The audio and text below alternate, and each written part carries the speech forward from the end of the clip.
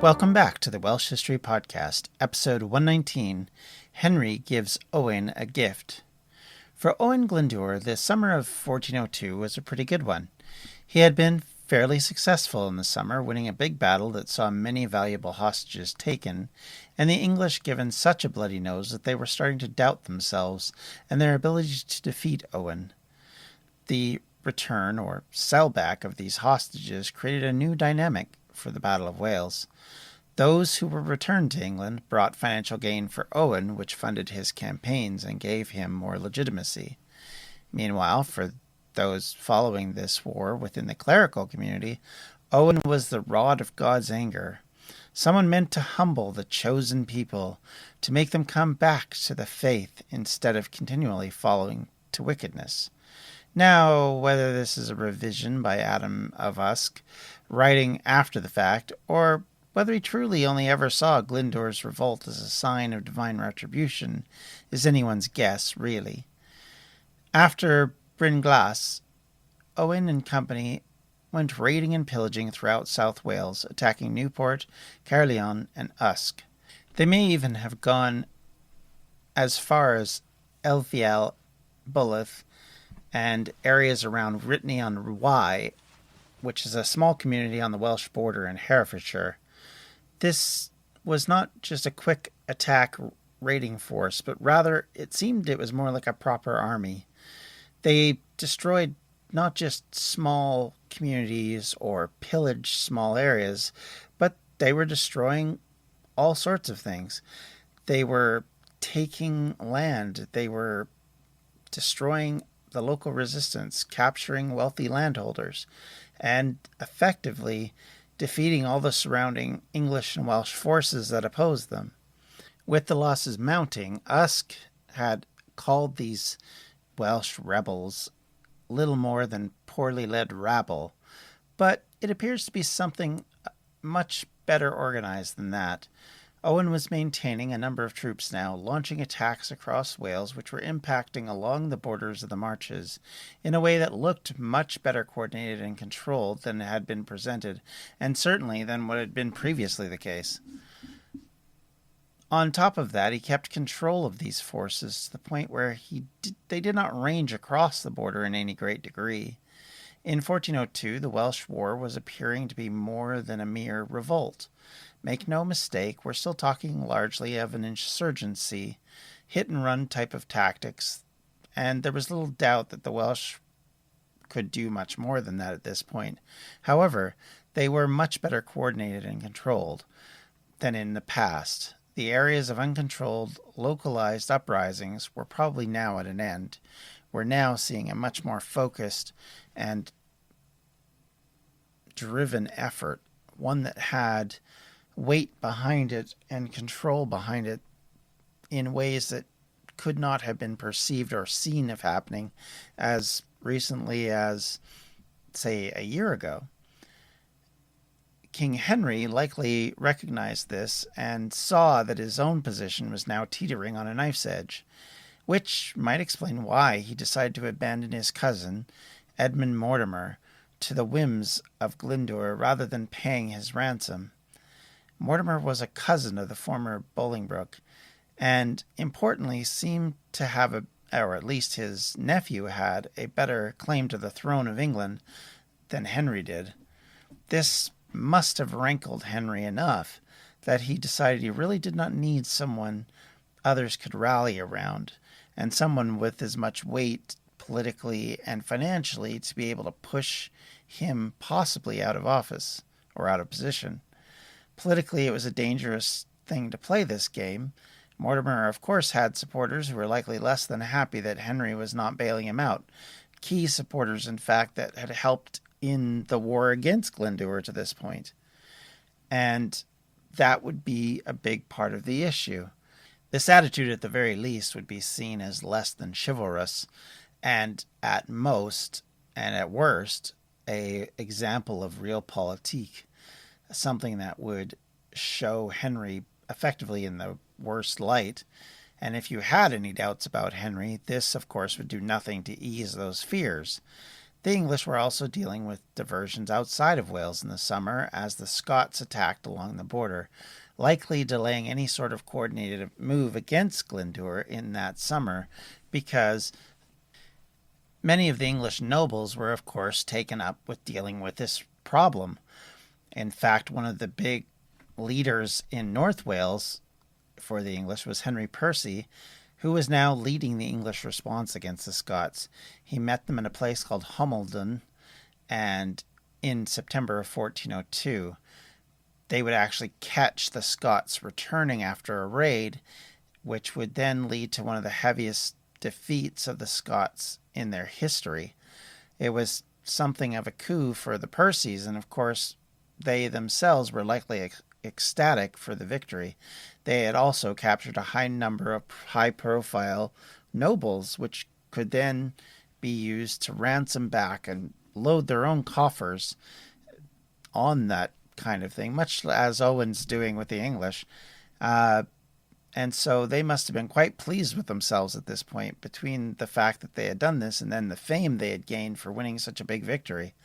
But a lot of this was lost when Henry seized the captives for his own purposes, and this cost the Percys financial wealth and likely signaled, much like Mortimer, that they were to know their place in Henry's kingdom, which would have set them to reconsider their allegiance in a way that would not happen again, at least, until the War of the Roses. The English crown was also seemingly to upset the French through this period. This came about because of the treatment of the Princess Isabella, the former English queen to Richard II. He, meaning Henry, decided to finally return her to France a couple of years after he had overthrown Richard. This affront in its own way was then magnified by the fact that he kept the dowry that was paid to Richard for his own resources, likely because he'd already spent it, let's be honest, with all the wars he was carrying on. And interestingly, his former allies in the French court were outraged by this behavior. As you can imagine, a lot of these people were related to Isabella, who herself was still a very young girl. They call her basically a young adolescent, so we're not talking very old. And so this kind of abuse, even in a time period where you would more or less sell off any girl who was 13 years or older to whatever political maneuver you needed to make, this was still seen as something insulting, so much so that Louis, the Duke of Orleans, challenged Henry by letter to a duel, as this was seen as more than a slight. This was something that was leading to a conflict. It was something that would have long-term problems for Henry with the French and would create a lot of the animosity that would lead into the continuation of the 100 Years' War. The reality of it is these are more or less, to use a soccer/football term, own goals that Henry is committing.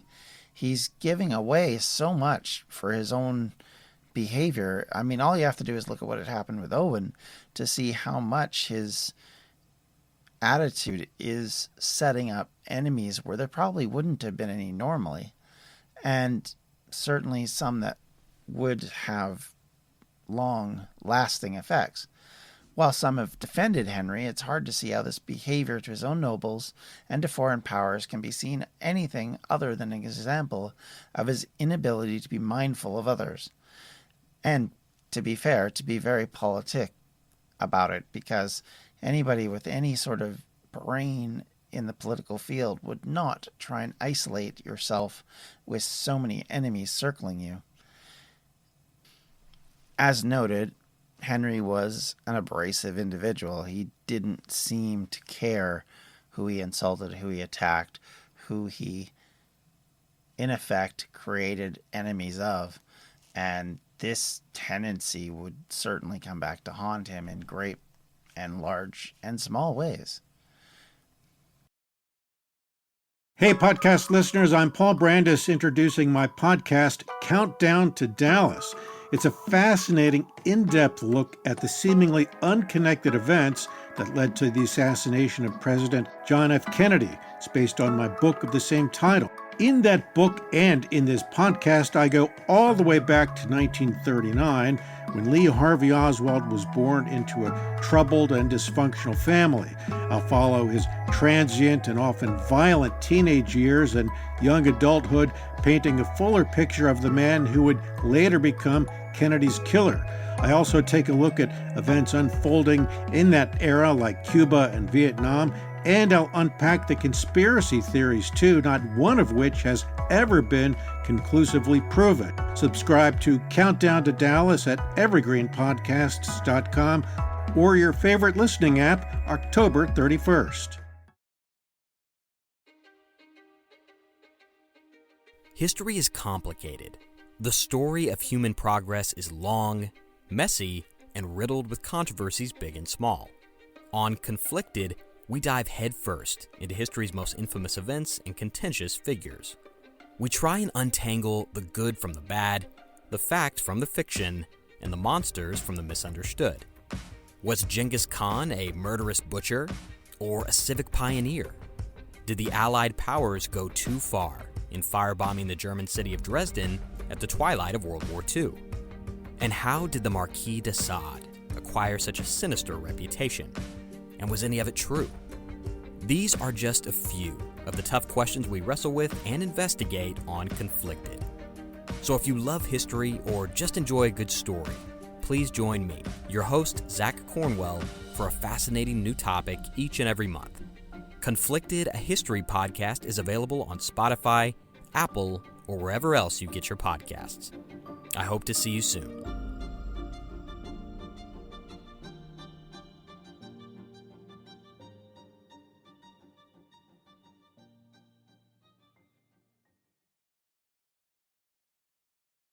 As we mentioned a few weeks back, Henry launched another attempt to take back Wales, striking into the countryside again in the autumn of 1402. For the English, 1402 seemed to make Owain into a magician, wielding black magic to create storms and weather that seemed to focus on the English in unnatural ways, to the point where it's accused of a tornado having run through the English camps, or things attacking Henry while in said camp. It would cause Henry to waste a great deal of money and anger on the wet marches that were as futile as they were likely annoying and demoralizing.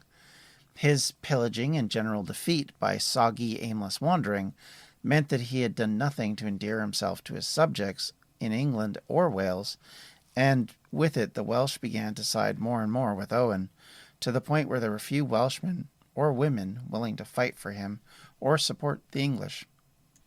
John Harding, an Englishman who would serve Hotspur at Shrewsbury and go on to a very successful career beyond that, wrote of this move by the king into Wales in what one can only say is less than glowing terms.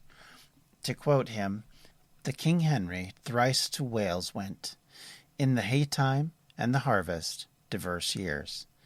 In every time went mists and tempests went, of weather foul that he had never power, Glendour to know, but o'er his carriage clear, Owain had at certain straits and passages, and to our host did full great damage. The king had never but foul tempest and rain, as long as he was e'er in Wales ground, rocks midst winds and storms certain. All men trowed that witches mad that stowed. The commons, all of them on England's ground, cursed his going to Wales every year, for hay corn were lost both in fear." Obviously, making the point that they were very, very concerned about this trip into Wales and what would go on. This idea of Owain as a magician or a wizard or in league with witches certainly would have hit people who are in a period when they are very much believers in these kind of things. And it would definitely be something that would drive their mentality when you'd watch their king walk into Wales and get defeated seemingly so easily by things that had nothing to do with fighting a war. And as the weather got colder, Henry Percy, Mortimer's relation by marriage, was able to get the king to relent and begin negotiations to get Edmund Mortimer back from Owain. Owain, for his part, was eager to negotiate, even as he married his daughter, Catherine, to Mortimer on November 30th, 1402. This marriage shows that the captivity of Edmund and the king's unwillingness to rescue him had led him to throw his lot in with Owain. It's an important connection, and one that would allow Owain to build allies on the other side of the border, who would be key to this continued war. A fundamental mistake of Henry's politicking that would drop a significant gift into the hands of Glyndwr. Glyndwr was determined only to speak with people on the English side that were considered sensible by himself. He was upset and annoyed with the attitude of the English, specifically the point that he was out to destroy the English language, as quoted by the Parliament earlier in the year, had particularly set him off, to the point where he just refused outright to deal with anyone who believed that kind of what can effectively only be called nonsense. His previous support for the crown was now mistreated, and he was only to trust those who were willing to hear his side fairly, or what he perceived as being fairly. At this point, it is important to understand that Owain likely still had not made any move publicly to declare Wales as a separate kingdom to the English crown, and he had not yet publicly referred to himself as the Prince of Wales. So at least to this point, he had a veneer of the misunderstood noble rather than an outright rebel. He was still pushing this agenda idea that he was somehow only really wanting back what he was deserved, and that he would rightfully fall back in line with a king who actually was worth following. So in all of this, he still seemingly is presenting, at least to the English, that idea. Of course, we know from his correspondence to Ireland and Scotland, he was definitely leaning into the idea that he was protecting the old British Celtic rights against the evil Saxons. So likely he was already talking about national ambitions internally. Glyndwr's price for peace, when negotiating with Percy, was the right and return of his land that he had previously had control of, and his restitution of his place within the nobility, something that Henry would be unwilling to do even at the best of times. And in late 1402, one has to think that he is not at the best of times, and was even more irate with this Welshman who was demanding such a largesse in Henry's thinking. Mortimer, for his part, was effectively now working for Owain to try and get border lords and minor nobles on his side. He was, for his part, demanding, or at least suggesting that Owain was demanding, that Richard be returned to the throne, or, if he was not alive at this point, that his nephew, in other words, Edmund's nephew, Edmund, confusingly, be made the new king, and Owain given his rights in Wales. At this point, a lot of people looking at it, a lot of academics have thought that what this referred to is just simply to return the land back to Owain that he had lost, and his rights within the English nobility. But it's hard to say. This could still be taken much different from what that perspective presents. And as we'll see by next year, he's already changing his mind about what he is deserved and owed, and what his demands will be, and how the shape of the concept of what Wales will become gets turned on its head very quickly in this situation. And all of this builds to that. And mostly these letters are about getting these former associates to collude with Mortimer against Henry, to some success and some failure, some important successes and some important failures of some of these lords who will either go on to oppose or collude with either Glyndŵr, Mortimer, or their new, slowly forming ally, the Percys. Of course, the Percys were married in with the Mortimer family and were sympathetic to the plight of Edmund. I mean, they were leading the actual discussions to try and get him back, for example. So one has to think they were fertile ground for this kind of just talk, and especially when you add in, the issue with Scotland and the taking of the nobility there, and then Henry seizing them. There is some suggestion that Henry had knowingly set the Percys up as scapegoats that would easily be pushed out instead of conflicting with Henry. But I think that gives Henry a lot of credit that he doesn't deserve. King Henry IV was not some shrewd manipulator of others. Mostly he appeared to be bitter and quick-tempered old man who was prepared to do whatever it took to hold on to power, and if that meant isolating himself in the process, so be it. Glyndŵr, of course, was benefiting from these new allies by the day, ones that would drive much of the early stages of the war and would be very pivotal in creating what would become of the Welsh principality or kingdom, if you want to call it that, that would be established by Glyndŵr later in this decade. And Mortimer was a powerful asset, one that would be leveraged for all it was worth. And of course, this gift given to him by Henry that fell in his lap at the end of the Battle of Bryn Glas must have been seen as very fortuitous on the part of Owain. Owain would come across through most of this period especially, but even going into the latter half of the war with kind of an image of basically being blessed and able to get away with a lot of things that normally people wouldn't be able to do. But I think it's more about the fact that he was very shrewd. He was a very good political person who understood his limitations and his abilities and was able to understand the limits and abilities of his nation. And those kind of things are very, very hard to find.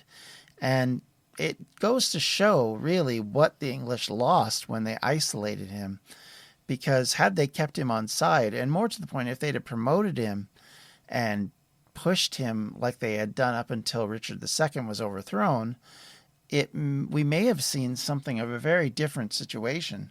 Owain Glyndŵr easily could have ended up in the position that the Tudors were in, 100 years later, with his line being invested into the monarchy.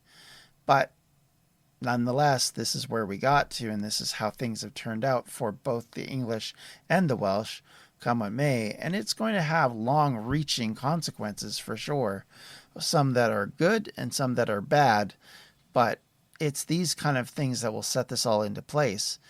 And as the year ended, Owain was now well on his way to the height of the war and his crowning as Owain, the Prince of Wales. And with that, we'll leave it for now. We'll probably come back next week with another special episode, a bonus episode, we'll call it. I hope you guys enjoyed the last one, and they will probably feature things that aren't normally stuff we cover in this particular podcast, ideas and concepts and things that aren't necessarily maybe directly into the history of Wales, but may have other reasonings about it. We'll certainly talk a little bit about that. Next week, I may just talk about tourist spots and kind of what to expect and those kind of things when, and hopefully we are all able to do that again. Until next time, everyone, you can always reach out to me online at Twitter at Welsh History Pod, on Facebook at facebook.com/Welsh History Podcast. And of course, you can always reach me via email at welshhistorypodcast@gmail.com. If you have any comments, questions, or concerns, if I can, I will try and answer them. I can't guarantee I'll have all the answers, but if I don't, I might be able to help you, point you in the right direction. Thank you once again for all your kind comments and questions and corrections. Very appreciated. Thanks a lot, everybody. Take care. Have a wonderful, wonderful day, and we'll talk to you later. Goodbye now. This has been a Distractions Media production, and for everything we do, check out distractionsmedia.com. I'm Daniel Norcross. And I'm Rory Dollard. And between us, we are England Cricket on 99.94. We'll be every week looking at the ups, the downs, the runners, the riders, the news and the views on all things English cricket. And believe you me, there are plenty of ups and downs. Join us, England Cricket, on 99.94.